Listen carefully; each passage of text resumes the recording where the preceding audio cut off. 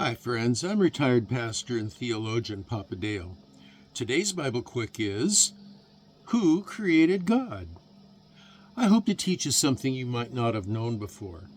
Please listen, but be skeptical and check me and every Bible teacher out in comparison to what the Bible actually says. So, let's start the lesson. Who created God? The question, where does God come from, assumes a limited God. This is an incorrect idea of who God truly is. The God described in the Bible is not affected by time, space, or matter. If he were affected by time, space, or matter, he would not be God.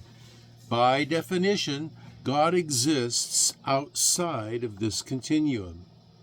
These three foundations of physical reality, time, space, and matter, are an interdependent continuum.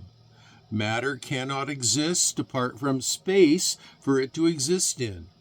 Matter and space cannot exist apart from a time to exist in. They must come into existence simultaneously. This is described in the first 10 words of the Bible. The Bible says, quote, "In the beginning, there's time. God created the heavens, there's space, and the earth, there's matter." So here you have a trinity of trinities: time, past, present, and future; space, height, depth, and width; matter, solid, liquid, and gas. There you have a trinity of trinities, created simultaneously. For God to have created them, he could not be a part of them. He must exist outside of them. This means he is not limited by any of them. In fact, it is he who is the limiting agent by his creative power. The problem for which you seek understanding is not in the answer to the question, who created God? The problem exists in the presupposition of the question itself.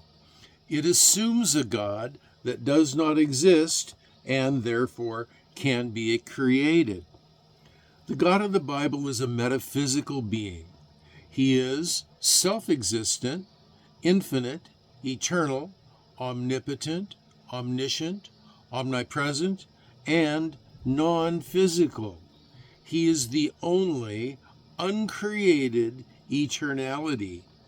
He is the creative mind behind universal intelligent design. Thanks for listening. This has been Papa Dale with a Bible Quick.